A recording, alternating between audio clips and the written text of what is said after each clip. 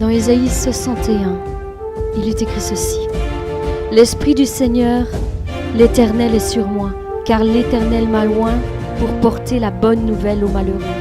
Il m'a envoyé pour guérir ceux qui ont le cœur brisé, pour proclamer aux captifs la liberté, aux prisonniers la délivrance, pour publier une année de grâce de l'Éternel et un jour de vengeance de notre Dieu, pour consoler tous les affligés, pour accorder aux affligés de Sion, pour leur donner un diadème au lieu de la cendre, une huile de joie au lieu du deuil, un vêtement de louange au lieu d'un esprit abattu, afin qu'on les appelle térébinthes de la justice, une plantation de l'Éternel pour servir à sa gloire.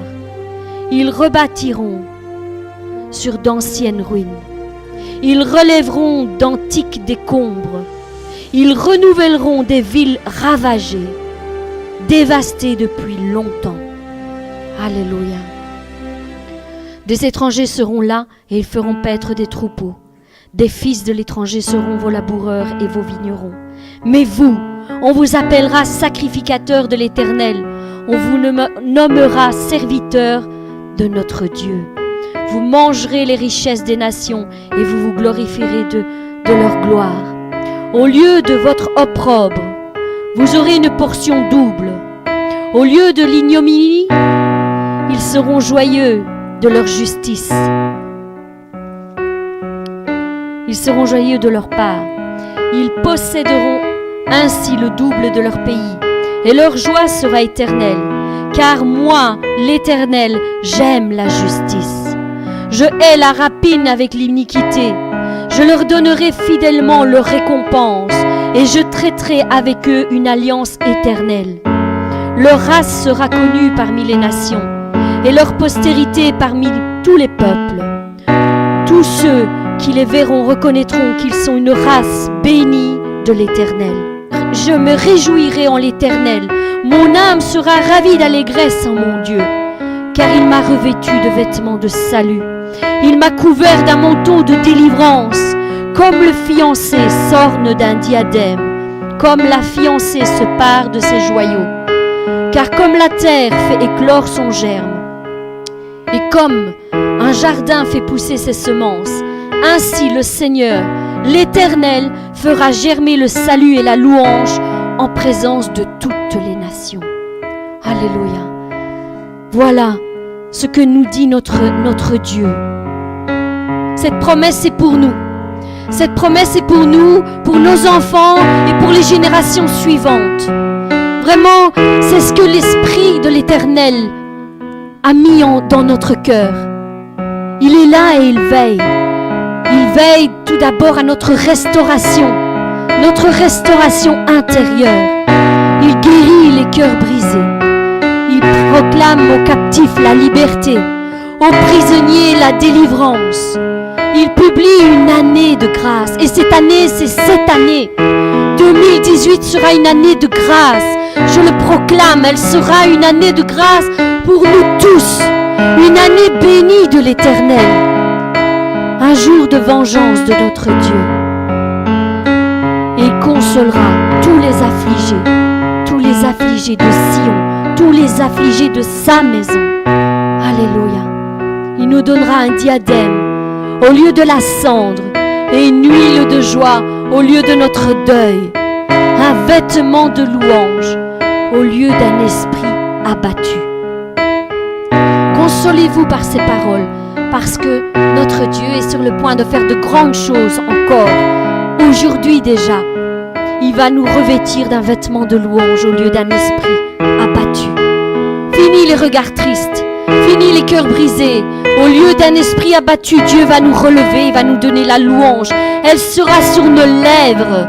Matin et soir, la louange sera sur nos lèvres. Il va nous relever. Alléluia.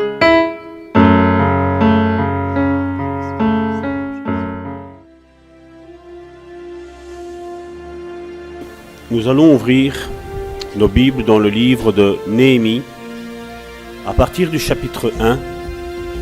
Et durant les semaines qui vont suivre, à mon avis, il y aura au moins 7 études sur ce livre de Néhémie. Parce que durant la semaine, le Seigneur m'a parlé énormément. Énormément. Parce que des fois, nous sommes tous là en train d'attendre un quelque chose de Dieu. Et ce quelque chose tarde pour nous. Mais le livre de Néhémie a un grand secret. Karine, tantôt, a lu dans Ésaïe 61, au verset 4, « Ils rebâtiront sur d'anciennes ruines, ils relèveront d'antiques décombres, ils renouvelleront des villes ravagées, dévastées depuis longtemps. Des étrangers seront là et feront paître vos troupeaux. » Avant que nous commencions cette œuvre, Dieu nous avait parlé. Il nous avait parlé à travers Ésaïe 58, le véritable jeûne. Il m'a parlé après, il avait dit Salvatore, la vision de l'Église que j'ai avec celle que tu vas faire, c'est d'Ésaïe 60 à Ésaïe 63. Et donc nous voyons que ce Ésaïe 61, au verset 4, nous parle de relever des décombres. Et je vous dis sincèrement, jusqu'à il y a peu, j'avais pas compris. J'avais pas tout compris. J'avais compris une partie de ce que Dieu voulait faire. Mais Dieu me disait d'étudier ce livre de Néhémie.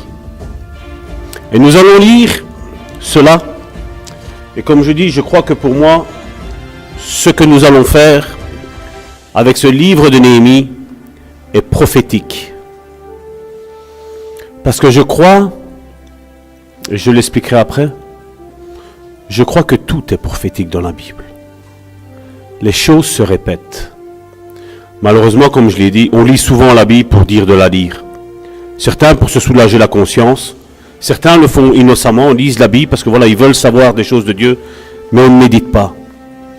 Et comme je disais, Dieu nous a demandé de méditer la parole de Dieu, ici au sein du Bon Samaritain. Donc je n'aurai pas beaucoup les yeux rivés sur vous. J'aurai les yeux rivés sur mes feuilles, parce que je ne veux pas que vous perdiez une virgule de ce que Dieu m'a dit. Parce que je sais une chose, que c'est important. Important pour l'Église, mais important pour ta vie personnelle, ta vie de couple, ta vie professionnelle, pour la vie entière. Amen. Néhémie chapitre 1, à partir du verset 1, je lis. Parole de Néhémie, fils de Hakalia, au mois de Kisleu, la 20e année. Comme j'étais à Suse, dans la capitale, Hanani, l'un de mes frères, et quelques hommes arrivèrent de Juda.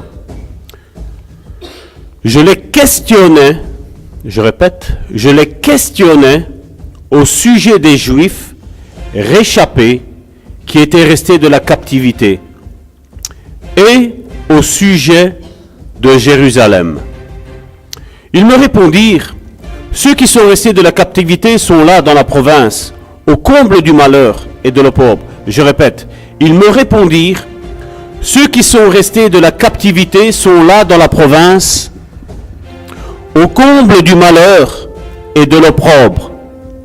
Les murailles de Jérusalem sont en ruine et ses portes sont consumées par le feu. Lorsque j'entendis ces choses, je m'assis et je pleurais. Et je fus plusieurs jours, je répète, et je fus plusieurs jours dans la désolation. Je jeûnais et je priais devant le Dieu des cieux. Et je dis, ô Éternel, Dieu des cieux, Dieu grand et redoutable, toi qui gardes ton alliance et qui fais miséricorde à ceux qui t'aiment, je répète, et qui fais miséricorde à ceux qui t'aiment et qui observent tes commandements. Que ton oreille soit attentive et que tes yeux soient ouverts. Écoute la prière que ton serviteur t'adresse en ce moment, jour et nuit, pour tes serviteurs, les enfants d'Israël, en confessant les péchés des enfants d'Israël, nos péchés contre toi. Car moi et ma maison de mon Père, nous avons péché.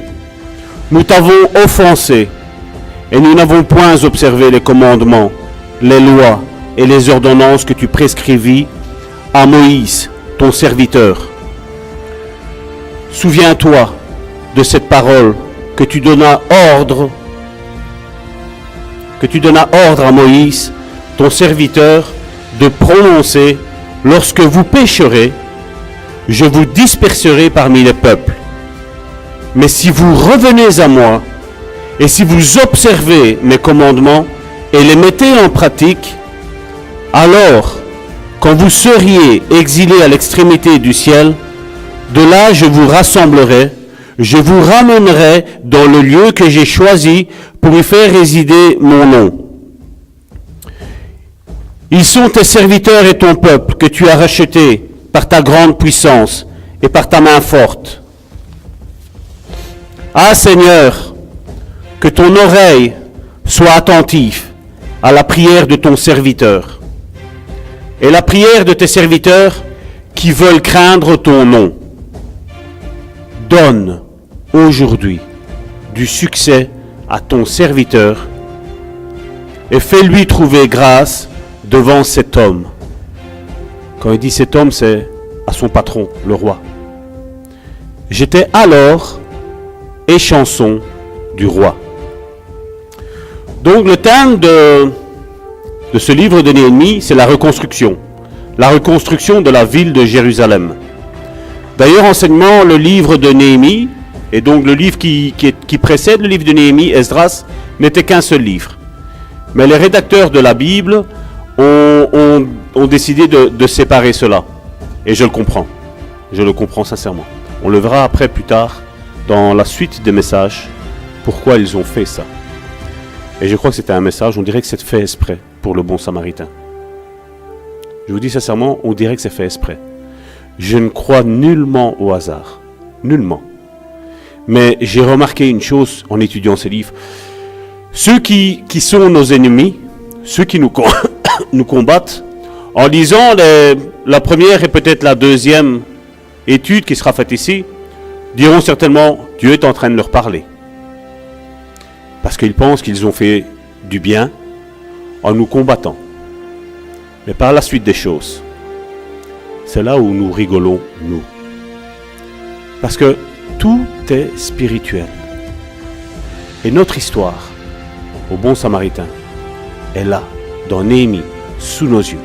Et Dieu nous avait avertis, comme je dis, à mon avis, il doit y avoir maintenant entre 7 bonnes grosses années, où Dieu nous a dit, vous allez rebâtir sur d'anciennes ruines.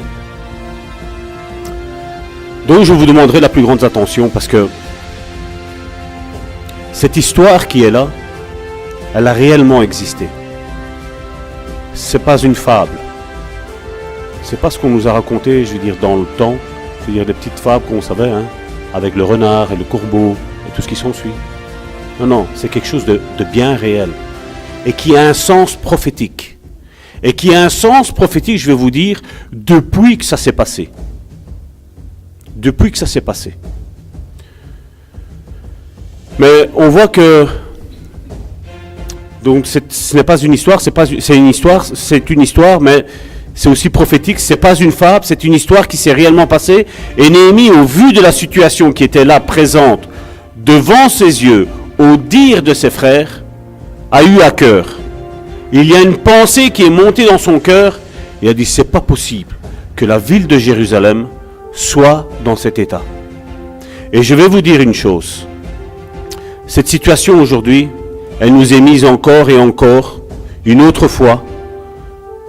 Je voudrais dire, elle est devant nos yeux. Identiquement la même situation. C'est-à-dire dans un sens spirituel, la ville de Jérusalem et ses habitants sont saccagés. Non plus la Jérusalem céleste. Et je ne vais pas parler de la Jérusalem céleste parce que celle-là n'est pas saccagée. Mais les habitants qui ont été appelés par Dieu à habiter bientôt dans cette Jérusalem céleste sont comme ça. Ils sont dans ce même état. Ils sont saccagés. La ville, l'église est détruite complètement détruite. Et nous voyons les informations sous nos yeux de tout ce qui se passe dans nos milieux évangéliques. Et ça doit être un signal d'alarme pour nous, son Église, pour nous qui aimons Dieu. Nous devons dire comme Néhémie, c'est pas normal. C'est pas normal que l'Église est dans cette ère-là.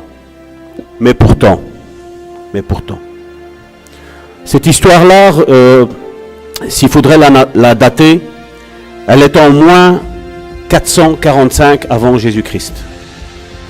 Donc ça fait plus de 2460 ans plus ou moins. Donc en moins 445. Et la ville a été détruite, les récits le prouvent d'ailleurs, en moins 586. Ce qui veut dire qu'entre les deux, il y a eu 140 ans où la muraille était à terre. Il faut savoir que ce n'était pas une petite muraille, c'était une muraille qui allait de 10 à 15 mètres de haut et qui était immensément grande, comme une ville. Et tout a été brûlé, tout a été saccagé et tout était là comme un détritus. Je crois que durant ces 140 ans, peut-être que les premières années, on avait peut-être, je ne sais pas si les rats existaient à ce moment-là, mais les rats étaient là. Mais au bout de 140 ans, croyez-moi bien, même les rats sont partis parce qu'il n'y avait plus rien à manger. Et pendant 140 ans, les gens passaient et se rappelaient que ça, c'était où Dieu était, où Dieu avait béni dans le passé, où Dieu avait protégé dans le passé, où Dieu avait fait des miracles prodigieux dans le passé. Il y avait ce souvenir. Et il n'y a personne qui disait, on ne reconstruirait pas ça. On ne demanderait pas à Dieu qui nous donne les finances. On ne dirait pas à Dieu qui nous donne les hommes. On ne dirait pas à Dieu que, voilà, on rebâtisse ça. Personne, excepté Néhémie. Néhémie n'a même pas vu ces murailles. Une simple description de son frère Anania a été suffisante. Son cœur a été pris d'effroi. Il a été ému. Il a dit non, Seigneur, non, non, non, non et non. Il est mis que pendant 3 jours, il a jeûné et pleuré. Pendant 3 jours. Il a compris que cette ville de Jérusalem appartenait à Dieu. Mais là, désarroi, désolation, stupeur, crainte, plus aucune beauté, plus aucun signe de la grandeur de Dieu. Et Néhémie dit non, non, non, non, ce n'est pas normal. Et c'est ce que nous devons faire, et c'est ce que nous avons commencé à faire. Nous avons vu l'état des églises, et nous nous sommes dit, c'est pas normal.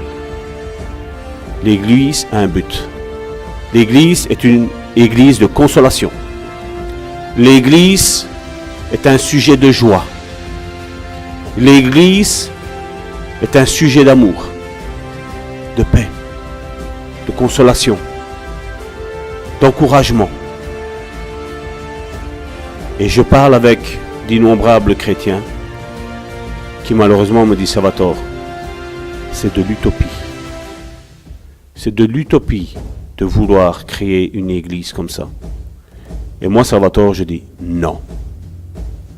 Parce que Néhémie ne s'est pas aligné avec ses émotions. Néhémie n'avait pas envie que son nom soit grand. Néhémie ne voulait pas ça. Son intérêt, c'était Jérusalem. Son intérêt, c'était pas son nom. D'ailleurs, si vous pensez à Néhémie, d'ailleurs, je crois que je l'avais noté ici. Néhémie veut dire consolation. C'est bizarre, hein? C'est bizarre qu'il s'appelle consolation, hein? Est-ce que vous n'avez pas envie de devenir des Néhémies pour ce pays? Vous n'avez pas envie de devenir un Néhémie où les gens qui sont désolés sont dans la destruction viennent à l'assemblée et ils soient restaurés. Néhémie a dit, voilà, il n'avait pas la Pardon. Néhémie n'avait pas la Bible. Mais je vais le faire maintenant si Néhémie aurait été là. Il aurait dit, Seigneur, ta parole, Jérusalem, tu as dit ça, ça, ça, ça, ça et ça de Jérusalem. Maintenant, moi, Néhémie, je ne suis rien. Parce qu'il faut s'imaginer, Sus, pardon, Sus, ça ne vous dit rien. Jérusalem, on a entendu parler qu'il y a Jérusalem.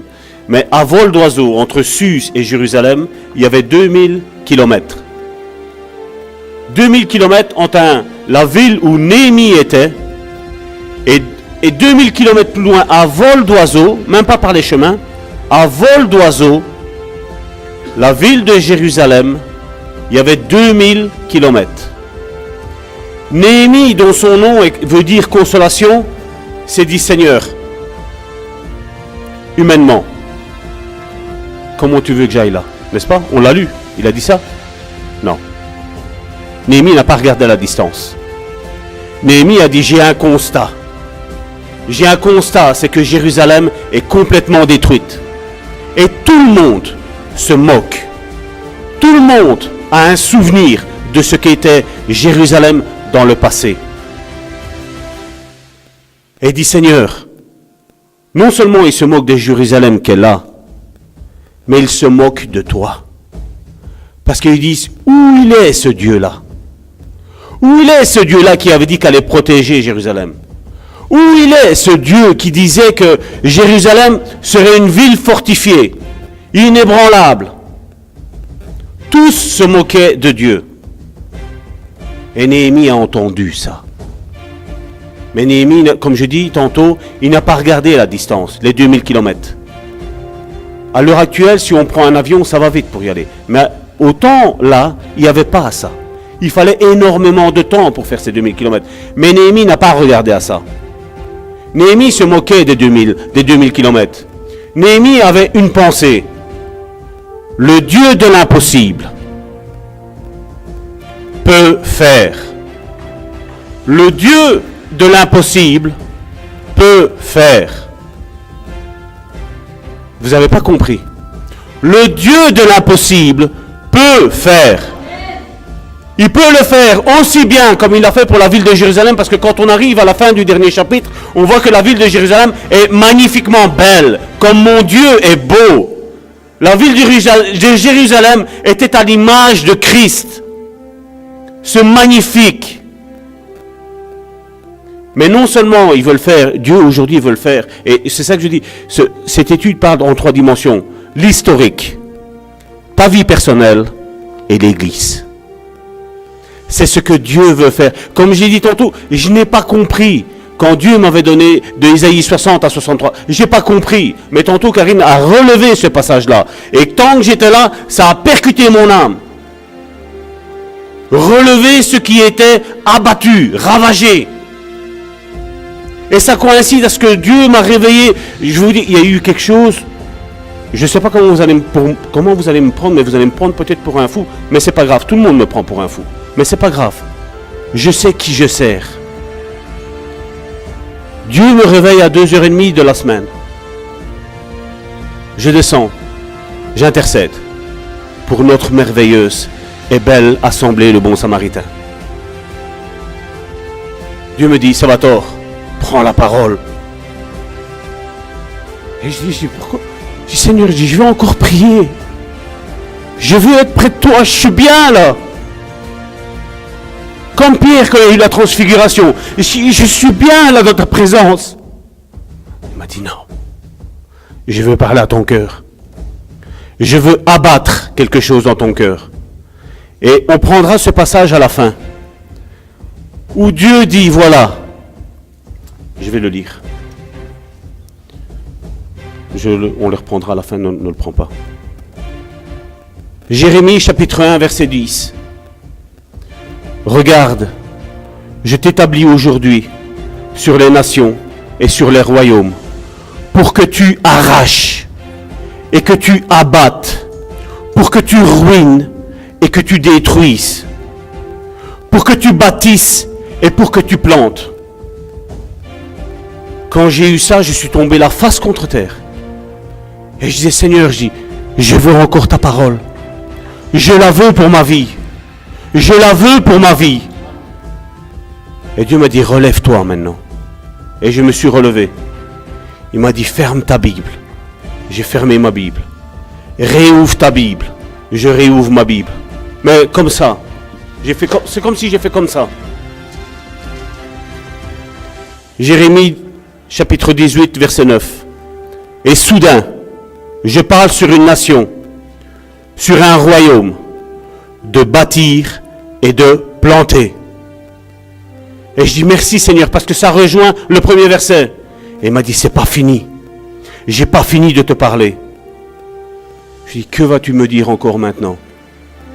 Il m'a dit, prie-moi. Et j'ai prié selon ces deux versets-là.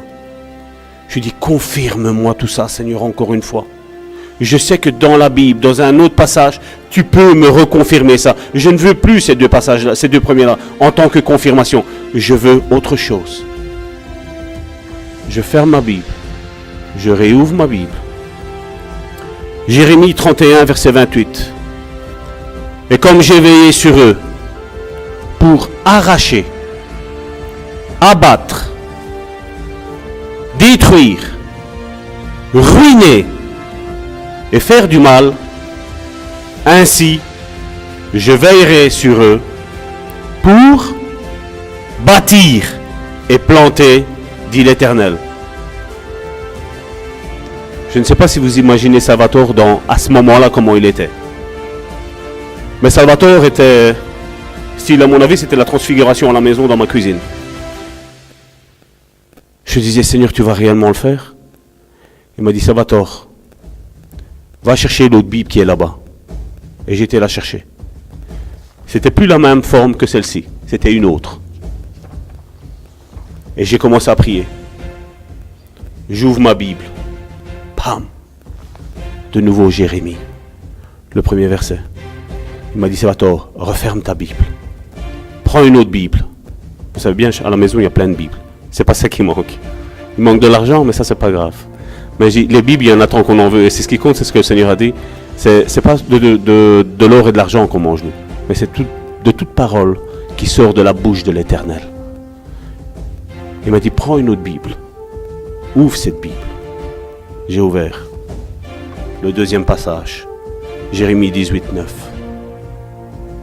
Et je dis, Seigneur, pourquoi tu me fais ça? Une parole est arrivée. Tu pourrais penser que maintenant tu sais où il est Jérémie avec tes doigts. Hein? Et tu vas chercher Jérémie. Il a dit, je te fais changer de Bible. Parce que regarde dans celle-là. Dans celle-là, Jérémie est beaucoup plus loin. Par rapport aux autres Bibles. Il fait, ce n'est pas le fruit du hasard. C'est moi qui te parle maintenant. J'étais bien, mais j'étais mal. Parce que je dis, Seigneur, je dis, quand je vois la vie de Néhémie, ce qui est arrivé, et c'est là que le Seigneur m'a dit, oui, mais je vais t'enseigner sur Néhémie. Et tu vas voir que les temps que je vous ai dit, toutes ces promesses, est plus proche que tu ne l'imagines. Et je dis, merci Seigneur. Merci Seigneur. Parce qu'il est vrai, comme je dis, j'ai commencé à étudier, j'ai téléphoné à mon pasteur et j'ai dit, le Seigneur m'a mis à cœur d'étudier ce livre de Néhémie. Et je me rends compte que c'est vrai, la muraille est quasi reconstruite. La muraille est quasi reconstruite.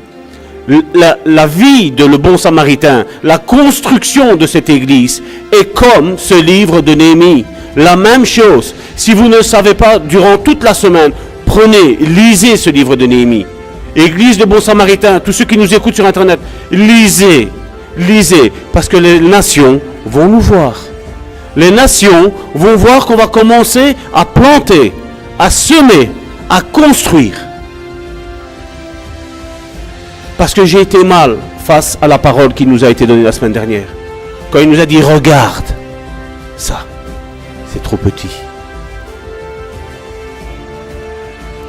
Je crois que si nous nous appelons les enfants d'Abraham, nous devons nous élargir. Nous devons nous élever. Nous devons monter dans les hauteurs, parce que là, dans les hauteurs, on est proche de Dieu. Là, dans les hauteurs, il n'y a pas besoin de faire comme les oiseaux. Vous voyez les petits oiseaux qui sont ici, qui doivent tout le temps battre des ailes? Là en haut, on prend les courants chauds, parce qu'ici on sent qu'il fait un petit peu froid, hein, mais là on se met dans le courant chaud et on se laisse aller. Et quand on voit une proie de haut, on la voit bien. Elle ne nous voit pas, parce que tout ce qui est à terre est terre à terre. Mais quand je vois le manger, je plonge. Et bam! Karine a fait une merveilleuse vidéo récemment, où il y a cette image, où on voit cet aigle qui plane. Aucun battement d'aile. À un moment donné, un serpent est là. Et il a été chercher un serpent, l'aigle. Et il a tué le serpent. Je dis, ça, c'est l'image de l'église, le bon samaritain. C'est là qu'on doit se retrouver. Comme je disais tantôt, Néhémie savait les promesses qu'il y avait sur Jérusalem. Mais quand Néhémie regardait la Bible, il disait, Seigneur, toi, tu n'es pas un menteur. Nous, les hommes, on est des menteurs. Mais seulement, il y a une chose. Il y a quelque chose qui monte dans mon cœur. C'est rebâtir. Et d'ailleurs, si vous lisez le livre de Néhémie, au début, il dit, j'ai voulu rebâtir la muraille de Jérusalem. Mais après, à un moment donné, c'est dans le verset 3 ou 4, je ne sais plus, j'ai plus ça en tête, parce que bon, je vous dis, pour le moment, ma tête est remplie du livre de Néhémie, mais lisez-le, de toute façon, ça va vous faire du bien. À un moment donné, il dit, ton esprit m'a injecté ta pensée. Et je suis sûr et certain que durant ces 140 ans où la muraille de Jérusalem était à terre, Dieu a injecté à beaucoup d'hommes et de femmes la pensée de redresser cette muraille.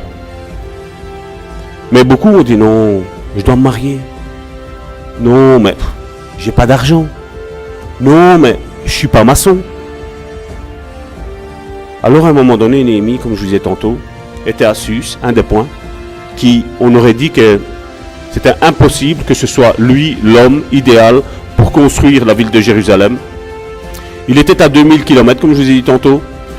Un autre problème aussi, c'est que pour construire des murailles, je crois que nous, on aurait été chercher un maçon, n'est-ce pas? Lui, Dieu, non. Il va chercher, comme il dit, il était un échanson. D'ailleurs, au verset 2, au chapitre 2, au verset 1 ou 2, il dit lui-même, parce que les chansons, ça ne nous dit rien comme ça. Mais c'est ça que je dis, il faut méditer la parole de Dieu, il faut rechercher un petit peu ce que c'est. Il était sommelier. Il servait du vin. Donc, vous allez me dire, quel est le rapport entre un sommelier et quelqu'un qui doit reconstruire des murailles? Un autre point qui n'est pas de taille, parce qu'il ne faut pas oublier, on dit les chansons, on voit qu'il est près du roi. Il ne faut pas oublier qu'il n'était pas engagé. Il était esclave. Il était esclave du roi. Il a été déporté. Il a dit, à cause des péchés, c'est pour ça que sa prière, il dit, moi et la maison de mon père, on a péché contre toi. On n'a pas regardé les ordonnances et tes lois. On s'est éloigné de ça. On s'est éloigné de ta pensée. Donc, vous croyez qu'il aurait pu aller près du roi et dire, ma sainteté, voici ma lettre de démission. Je vais te l'envoyer par recommandé, hein, donc avant lundi, parce que ça prendra en cours lundi. L'Éternel m'a parlé. Je vais aller reconstruire la muraille de l'Éternel et tu n'as rien à dire. Je fais ce que je veux, moi, et toi, tu n'as rien à dire. Je sais que cette situation vous fait rire, mais c'est un petit peu ce qu'on fait nous aujourd'hui dans le monde. Mais lui, en disant au roi, je te quitte et je vais là-bas, c'est sa mise à mort qui signait. Est-ce que la personne qu'il avait en face de lui était un petit, on va dire un petit chrétien? Ou un simple ministre de Dieu? Non, non. Il avait bien pire que ça. Sa vie était mise en jeu. Mais Néhémie ne regarde pas ça. Néhémie a juste dit, on le voit à la fin du verset, il dit, voilà, Seigneur, il y a cet homme. Parlant de son chef. Il dit à cet homme, occupe-toi-en. Parce que Néhémie était persuadé. Il dit, la pensée de Dieu pour Jérusalem, c'est ça. Tu m'as mis à cœur ça, le miracle va être en route. Tu vas tout faire pour que tout va s'enclencher. Tu vas tout faire. Donc on voit que pour Néhémie, rien n'était facile. On voit que pour Néhémie, il y avait une vision grande, conséquente, et il sait que seulement avec l'aide de Dieu, il peut l'accomplir. Et moi je dis, l'Église, le bon samaritain, quand nous avons compris, en méditant la parole de Dieu, ce qu'est l'Église réellement, et que nous nous sommes mis à cœur de fonder cette assemblée avec les préceptes de Dieu, croyez-moi bien, Dieu a dit ok. Ok. Néhémie, donc la muraille de Jérusalem, 140 ans à terre. Je vais vous dire une chose. L'église de Jésus-Christ, ça fait presque 2000 ans. Allez, on va dire 1850 ans. Parce qu'il y a eu un temps où il y avait Jésus qui a donné aux apôtres, et il y a eu vraiment la manifestation de Dieu au sein de l'église, mais tout doucement les religions sont arrivées. Et on détruit l'église de Jésus-Christ. Et aujourd'hui, janvier 2018, nous avons dit depuis, maintenant c'est vrai que ça fait un bail que nous avons reconstruit cette assemblée, nous avons construit, pas reconstruit, parce qu'elle est partie de rien, nous avons construit cette église, et nous avons dit, voilà le modèle Seigneur, et nous voulons ce modèle d'église. Dieu a dit, ok. Parce qu'il y a une église qui est là depuis il y a bien longtemps, et là on va le prendre dans Apocalypse, chapitre 3, à partir du verset 14. C'est l'église des derniers temps, qu'on appelle ça. Mais je crois qu'avant le retour du Seigneur, la véritable église va se lever. Et elle va faire la différence dans ce monde. Et comme le dit le prophète, je ferai de nouveau voir la différence entre ceux qui me servent et ceux qui ne me servent pas. Écrit à l'ange de l'église de Laodicée, voici ce que dit l'Amen, le témoin fidèle et véritable, le commencement de la création de Dieu. Je connais tes œuvres, je sais que tu n'es ni froid ni bouillant. Puisses-tu être froid ou bouillant? Ainsi parce que tu es tiède et que tu n'es ni froid ni bouillant, je te vomirai de ma bouche. Parce que tu te dis, je suis riche, je me suis enrichi et je n'ai besoin de rien. Et parce que tu ne sais pas que tu es malheureux, misérable, pauvre, aveugle et nu, je te conseille d'acheter de moi de l'or éprouvé par le feu, afin que tu deviennes riche et des vêtements blancs, afin que tu sois vêtu et que la honte de ta nudité ne paraisse, et un collier pour oindre tes yeux, afin que tu vois. Moi, l'Éternel, je reprends et je châtie tous ceux que j'aime. Et donc du zèle et repens-toi. Et regardez que c'est bizarre. Parce que des fois on dit Salvatore, il exagère. Dieu est dans toutes les églises, on nous dit. Mais lui, là, qu'est-ce qu'il dit? Voici, je me tiens à la porte de l'église de Laodicée et je frappe. Si quelqu'un entend ma voix et ouvre la porte, j'entrerai chez lui, je souperai avec lui et lui avec moi. À partir du moment où l'église est dans les compromis, à partir du moment où l'église s'éloigne du modèle type que Christ veut que son église soit, Dieu est dehors. Mais gloire à Dieu. Ici au bon samaritain, Christ est ici, au milieu de nous. Au milieu de nous. Au milieu de nous. Au milieu de nous. Et Dieu bénira ton église. Dieu bénira ton foyer. Dieu bénira ton couple. Parce qu'il est au milieu de nous. On ne va pas céder aux compromis de ce monde. On ne va pas céder aux richesses de ce monde. Nous, on a décidé ici au Bon Samaritain de nous mettre selon la parole de Dieu. Ézéchiel a reçu une parole merveilleuse dans Ézéchiel 22, verset 30, où Dieu cherche un homme qui élève un mur, ou qui élève pour nous, qui élève une église, qui se tient à la brèche devant moi en faveur du pays, afin que je ne le détruise pas, mais je n'en trouve point. Et nous ici au sein du Bon Samaritain, je veux dire, nous sommes cet homme. Nous sommes cet homme qui nous tenons sur le mur. Comme je dis, le livre de Néhémie, c'est reconstruire la muraille, mais c'est aussi construire. Ça dépend de quel côté on se met. Une nouvelle église, tu la construis, tu ne la reconstruis pas. On la construit. Et Dieu, quand il m'a parlé, qui disait ainsi, il fait, Salvatore, je t'ai donné les fondements. Les fondements, tu les as. Les fondements, tu les as donnés. Les fondements sont présents dans votre église. De comment je veux l'église. Mais chaque chapitre de Néhémie sont un temps. Retiens ça. Chaque chapitre de Néhémie sont un temps. Et il y avait un temps pour toute chose.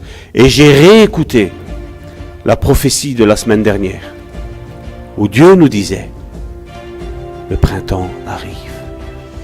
Le printemps arrive. Regarde ton voisin et dis-lui, le printemps arrive. Parce que je vois que tout le monde est un petit peu froid, mais dis-lui, pense au printemps quand il y a le soleil, quand il y a la chaleur, que tu vois les bourgeons qui sortent. Le printemps arrive. Le printemps... Non, excusez-moi, non, excusez-moi. Je retire ce que j'ai dit. Pas le printemps arrive. Le printemps est là. Le printemps est là. On ne veut plus de l'hiver. Le printemps est là pour nous. Les enfants de Dieu sont toujours en avance sur le temps et les circonstances de cette vie. Et on voit que quand Dieu cherche un homme, et que cet homme se lève, Dieu accomplit le miracle qui est impossible. Comme je dis, il avait affaire à un roi. À un roi. Et Dieu a dit, c'est pas grave. J'en fais mon affaire. Quoi qu'il y a comme problème, ici-bas sur cette terre, Dieu dit, Salvatore, ou tu peux mettre ton nom, ne te tracasse pas. Tout est entre mes mains. Salvatore, tu as dit que la situation de l'église, c'était pas normal. Gloire à Dieu. Lui disait gloire à lui. Gloire à Dieu. Parce qu'à partir du moment où on s'est mis d'accord avec Dieu, eh bien Dieu fait ce qu'il a à faire. Il y a un miracle qui est là. Si vous pensez un petit peu à une chose, Néhémie n'avait même pas d'argent. Et je crois que pour reconstruire une muraille, il faut du ciment. Il faut acheter un mètre. Il faut acheter des truelles. Il faut acheter des fers à joint. Il faut acheter des foreuses. Il faut acheter quand même pas mal pour reconstruire une muraille. La muraille, c'est pas comme ici. Hein. C'est une ville. Hein. Donc vous imaginez la ville de la Louvière avec rien. Qu'est-ce qui s'est passé? Les enfants, comme je l'ai dit l'autre fois, l'Israël, c'est nous. Les enfants de la foi, c'est nous. Ben, les enfants de la foi ont dit, Seigneur, je suis sommelier, il y a un roi qui est là, j'ai pas d'argent, j'ai pas d'outils, je suis loin d'où tu veux que Jérusalem soit. Et Dieu dit, c'est pas grave, je suis l'Éternel qui pourvoit. Tu es le Néhémie, Dieu a consolé. Donc on voit que Néhémie a eu un temps où il a fallu qu'il prenne conscience de ce qui s'était passé là-bas à Jérusalem. On le voit. Regardez dans Néhémie, chapitre 1, verset 2. Néhémie, chapitre 1, verset 2. On ne peut pas se mettre en action si on n'a pas pris conscience du besoin. Nous avons vu que l'Église de Dieu est bafouée aujourd'hui. Scandale sur scandale. Il n'y aura pas d'action s'il n'y a pas de prise de conscience de notre besoin ou de ton besoin, comme je dis aussi pour la vie personnelle. Néhémie chapitre 1 verset 2. Anani, l'un de mes frères, et quelques hommes arrivèrent de Juda. Je le questionnais au sujet des Juifs réchappés qui étaient restés de la captivité au sujet de Jérusalem. Ils me répondirent, ceux qui sont restés de la captivité sont là dans la province, au comble du malheur et de l'opprobre. Les murailles de Jérusalem sont en ruine et ses portes sont consumées par le feu. Lorsque j'entendis ces choses, je m'assis, je pleurais et je fus plusieurs jours dans la désolation. Je jeûnais et je priais devant le Dieu des cieux. Pourtant, il n'avait qu'à dire à Dieu, comme beaucoup le font, « Hé Seigneur, c'est ton problème. Moi je suis à 2000 km d'ici, je suis esclave. Qu'est-ce que tu veux que je dise au roi? Je vais partir, il va me tuer. Et voilà, même que tu m'as fait monter ça dans mon cœur, il n'y a rien qui va se passer. » Mais Néhémie a pris conscience que le Dieu de l'impossible peut faire cet impossible. Il a dit, mes possibilités sont lesquelles? Ben voilà, je jeûne et je prie. Je jeûne et je prie. Il y a un plan pour la muraille, tu t'en occupes, Seigneur. Il était conscient. Il était conscient que Dieu allait le faire.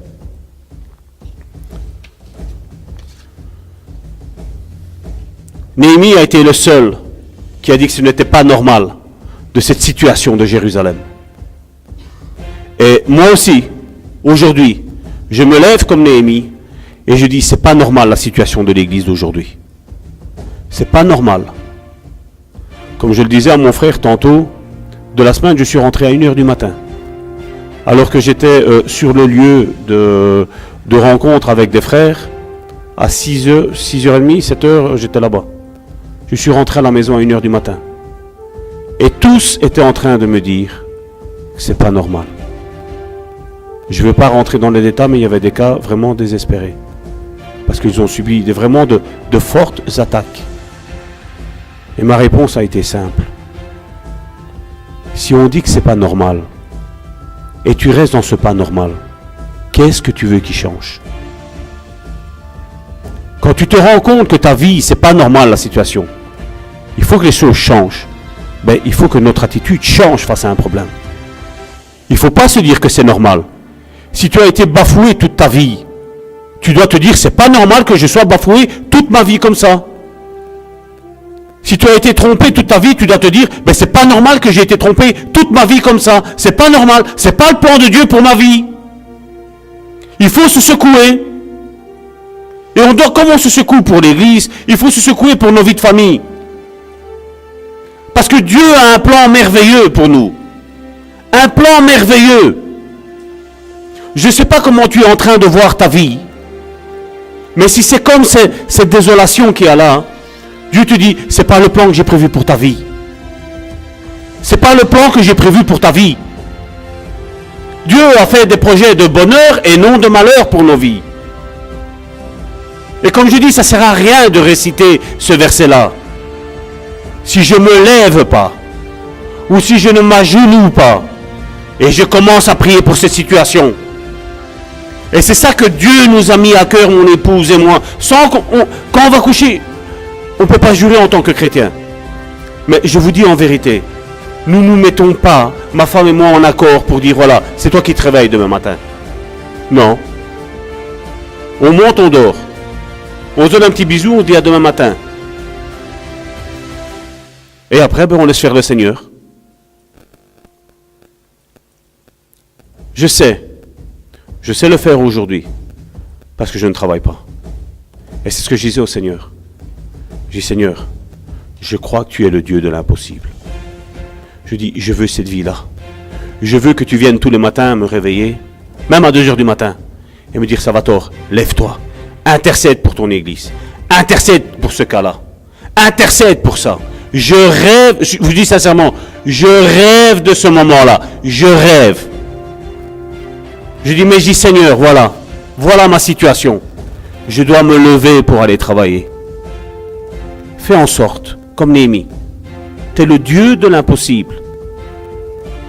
L'or et l'argent t'appartiennent. Psaume 24, on l'a lu l'autre fois. L'or et l'argent t'appartiennent. Mon compte en banque, tu le connais.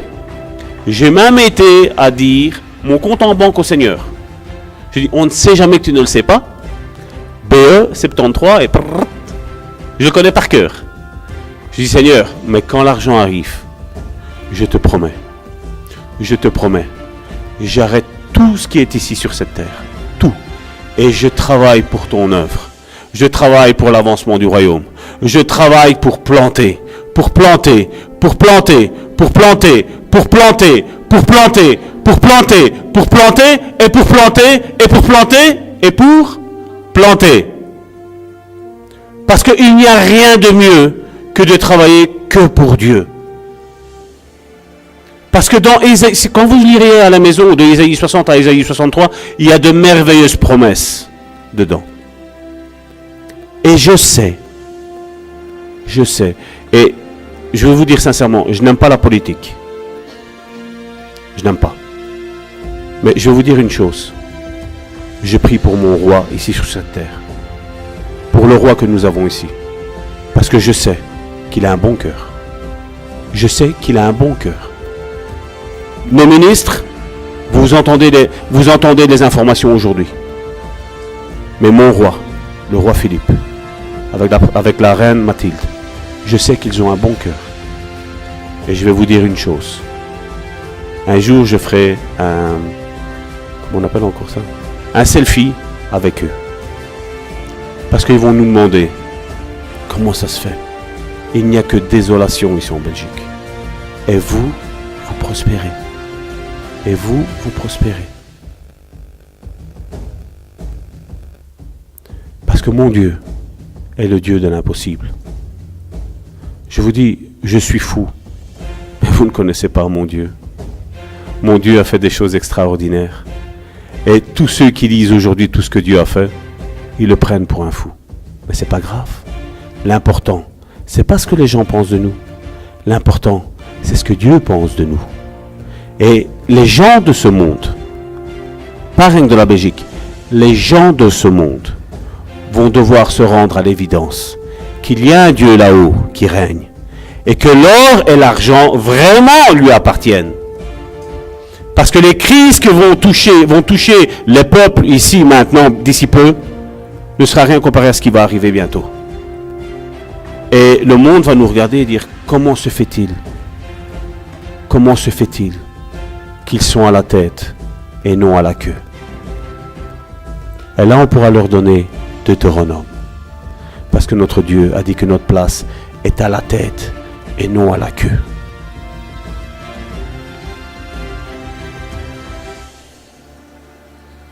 Donc, comme je disais, il fallait une prise de conscience. Et Néhémie a pris cette conscience-là. Nous devons prendre un état de conscience, comme je disais tantôt, pour nos vies personnelles. Dire ça, c'est pas normal. Mon frère Alain, je parle pour toi. C'est pas normal que tu es tout seul. Dresse-toi, commence à prier et dis, j'appelle ma femme à venir à la maison. La même chose pour tout ce qui ne va pas dans ta vie. Tout ce qui ne va pas dans ta vie appelle à l'existence. Ça, c'est la foi.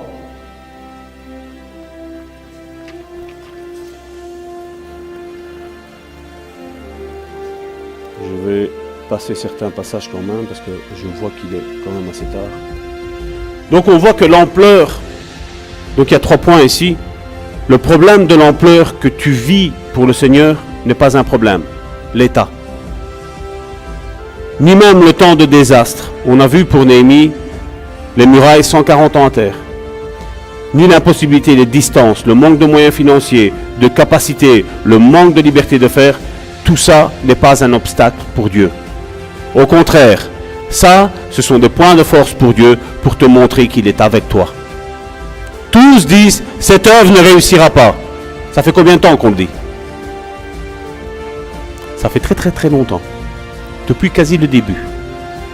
Mais cette œuvre est sur pied. Et comme je le disais, même si cette œuvre a 4 ans d'âge, d'une telle date à une telle date, hein, pour Dieu, Dieu regarde un petit peu la maturité de cette église et il dit waouh, waouh, waouh. Beaucoup ont dit et n'ont rien fait. Eux sont restés dans le silence et ont fait. Et Dieu est avec nous. Dieu est avec nous. Je n'ai pas besoin que qui que ce soit me dise que Dieu est avec nous, parce que je sais que Dieu est avec nous. Parce que pour nous toucher comme il est en train de nous toucher, et pour voir l'ennemi s'attaquer comme il s'attaque vis-à-vis de nous, c'est waouh. C'est waouh. Regarde ton voisin et dis-le, c'est waouh l'église le bon samaritain. Elle rentre dans son plan. Il y a un plan qui est établi pour Dieu. Nous, on ne le connaissait pas par quoi on devait passer. Hein? On aspire à ce que des personnes viennent. Et nous, on regarde, la semaine dernière, Seigneur, c'est trop petit. Et nous, moi je regarde, je me dis, Seigneur, je ne veux pas beaucoup.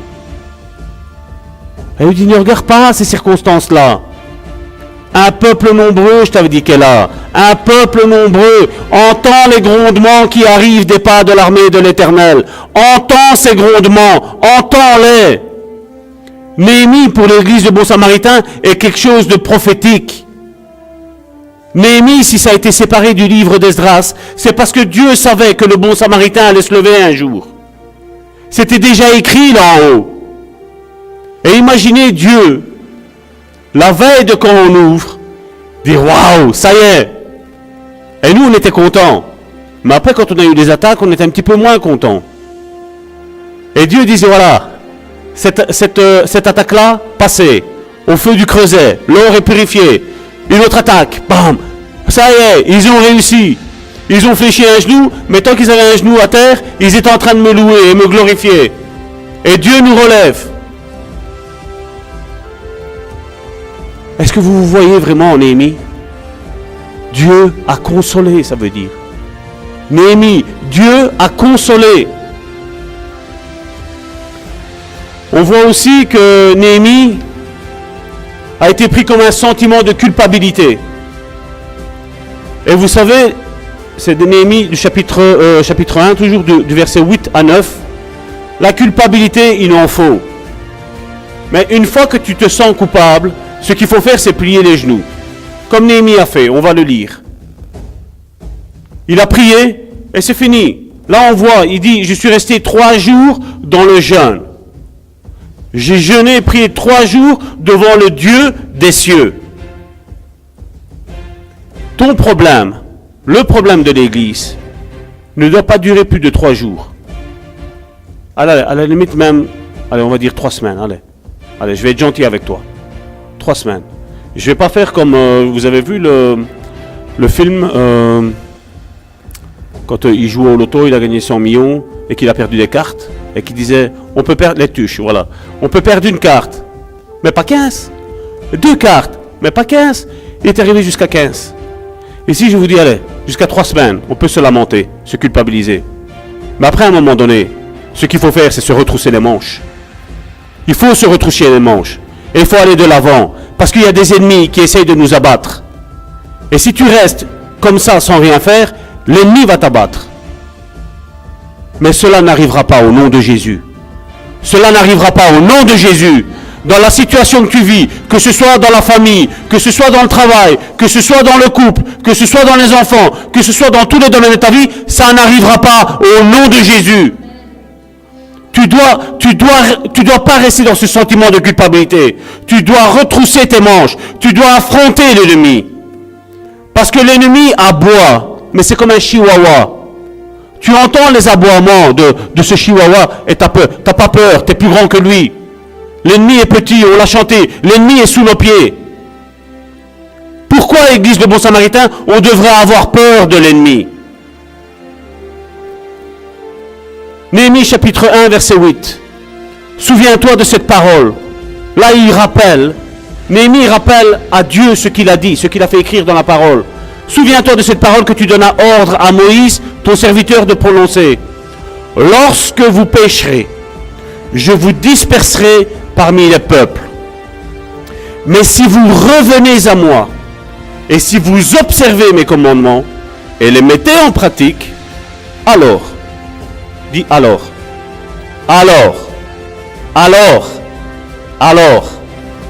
quand vous seriez exilés à l'extrémité du ciel, de là, je vous rassemblerai, et je vous ramènerai dans le lieu que j'ai choisi pour y faire résider mon nom. Là, Néhémie lui dit, voilà Seigneur, on a péché. Dans les versets précédents, on l'a vu. On a péché. Mon père, moi, ma femme, tout le monde. On a tous péché. Mais là maintenant, je reviens à toi. Maintenant là, je veux mettre en pratique ta parole. Les ordonnances que lui avait la loi de Moïse pour lui. Il dit voilà, maintenant ça, je vais le mettre d'application dans ma vie. Et Dieu a tapé des mains. Il a dit, miracle, soit. Quand Dieu fait une promesse, quand Dieu dit quelque chose, il l'accomplit. Dieu ne parle pas pour faire du vent. Et l'église de Bon Samaritain a un verset, je veux dire, c'est ce qu'on devrait mettre, je veux dire, dans tous nos papiers, dans tout ce qu'on a, c'est ça. C'est Ésaïe 60, verset 22. Depuis tantôt, je l'ai fait mettre. Là. Le plus petit deviendra un millier, et le moindre, une nation puissante. Moi, l'Éternel, je hâterai ces choses en leur temps. En leur temps. Et Dieu, n'oubliez pas, pour Dieu, Dieu n'a pas commencé une nouvelle année. Dieu est en dehors de ce temps-là. Dieu n'a pas commencé une nouvelle année. Si dans cette nouvelle année, nous disons, voilà Seigneur, tu vas faire des grandes choses, et nous ne nous retroussons pas les manches, il ne va rien se passer. Mais si on décide de plier les genoux, si on décide de plier les genoux, et de dire, Seigneur, je te rappelle ta promesse, le plus petit en a un millier, le plus petit en a un millier, Dieu va le faire. Et Dieu est comment qu'il va le faire? Parce qu'on s'accorde avec la parole de Dieu. C'est la promesse qu'il a fait pour le bon Samaritain. Et on verra aujourd'hui, comme le temps que nous vivons aujourd'hui, c'est un petit peu comme tous ceux qui ont essayé de déstabiliser Néhémie quand il était en train de reconstruire. Les gens voyaient qu'il y avait les murs qui commençaient à monter. Et les gens venaient, cette œuvre-là, ça n'ira pas. C'est pour faire ci, c'est pour faire là, c'est patati, c'est patata. Et Néhémie n'était pas déstabilisé à ce que les gens disaient. Néhémie avait une chose. Il était en train de construire la muraille, mais lui voyait déjà la muraille finie. Lui voyait déjà les portes mises, alors qu'elles n'étaient pas mises. Il disait, c'est fait. C'est fait. Parce que j'avais pas de truelle, et j'ai une truelle dans la main. J'avais pas de fer à joint, et j'ai un fer à joint. J'avais pas de ciment, et il y a du ciment. J'avais pas d'hommes, et il y a des hommes qui sont en train de construire cette muraille avec moi. Néhémie a vécu par la foi. Et Néhémie a vécu le miracle de Dieu. Tous disaient, Néhémie, pour construire, il te faut beaucoup d'argent. Il faut que tu ailles travailler. Et après que tu as fini de travailler, il faut que tu ailles sur la muraille. Et lui, vous savez qu'est-ce qu'il disait? Je paraphrase, c'est pas dans la Bible. Mais lui, il disait, mon Éternel, il pourvoira. Ça, l'œuvre que je suis en train de faire, la reconstruction de la muraille de Jérusalem, c'est l'œuvre de l'Éternel. Je suis son ouvrier et c'est lui, c'est à lui à se pourvoir à chacun des besoins qu'on aura ici pour reconstruire et pour porter à bien l'œuvre que l'Éternel nous a mis à cœur. Et c'est la même chose pour nous. Je sais que beaucoup sont déstabilisés quand je dis que l'Église, le Bon Samaritain, n'aura pas besoin de l'argent des fidèles. Parce que Dieu se pourvoira lui-même. Et tous disent, Salvatore, tu es fou. Et je dis, Amen. Je suis fou de Dieu. Parce que je sais que mon Dieu est le Dieu de l'impossible. Je sais que mon Dieu se pourvoit lui-même, comme mon papa Abraham a dit. Isaac lui a dit, mais Père, où est l'agneau? Et Abraham de dire, l'Éternel se pourvoira lui-même. Il y a une œuvre. J'ai retroussé mes manches. Je suis monté ici avec toi, Isaac. Ne te tracasse pas. Ne te tracasse pas. C'est ce que Jésus a dit. Qui de vous, par ses inquiétudes, peut ajouter une coudée à la longueur de ses jours? Et nous, on dit, mais Seigneur, tout coûte cher. Avant, le bloc de béton, c'était 20 francs. Maintenant, c'est 200 francs maintenant, on va dire. Et Dieu dit, mais je me moque moi de ça. C'est moi qui pourvois. C'est moi qui agis.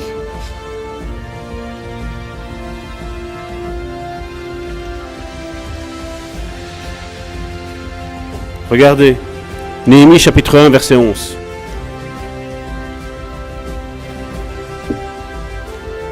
Ah Seigneur, que ton oreille soit attentive à la prière de ton serviteur et à la prière de tes serviteurs qui veulent craindre ton nom. On voit que Néhémie dit voilà, je te prie, mais pas que moi, le peuple aussi. Tous ceux qui ont à cœur les murailles de Jérusalem. Et là, vous devez, comme je vous dis, c'est pas parce que Salvatore se tient ici, vous devez dire, voilà, Salvatore c'est comme Néhémie. Non, non, non. Il dit, et les autres, et les serviteurs qui sont là.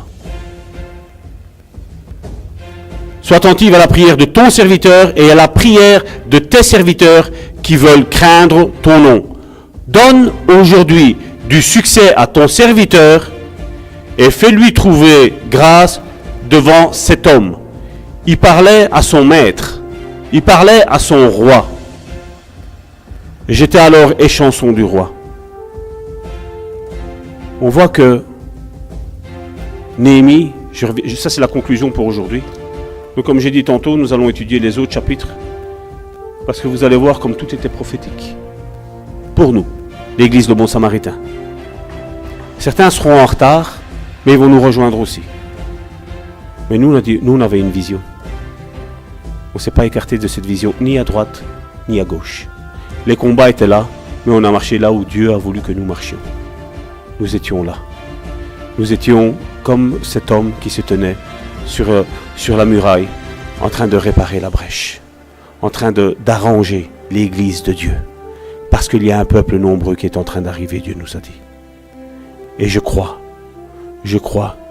qu'on va avoir quelque chose de merveilleux devant nous, où les peuples seront confondus, où le monde ne pourra pas dire autrement que « ouais, il y a un Dieu ». Oui, il y a un Dieu. Et il se trouve là à l'église de Bon Samaritain. Mais croyez-moi bien, je l'ai vu en vision. Nous ne sommes pas les seuls. Nous ne sommes pas les seuls. D'autres peuples, d'autres, même de cette, je ne vais pas parler de cette région-ci, mais en Belgique, Dieu est en train d'élever ses églises. Dieu est en train de les élever. Dieu est en train de faire de ses églises comme un phare. Il fait noir, c'est pas grave. Dieu a dit, vous êtes en train de construire un phare pour que tous sachent que vous êtes là. On est en train d'illuminer. Amen. Soyez bénis mes frères et mes sœurs.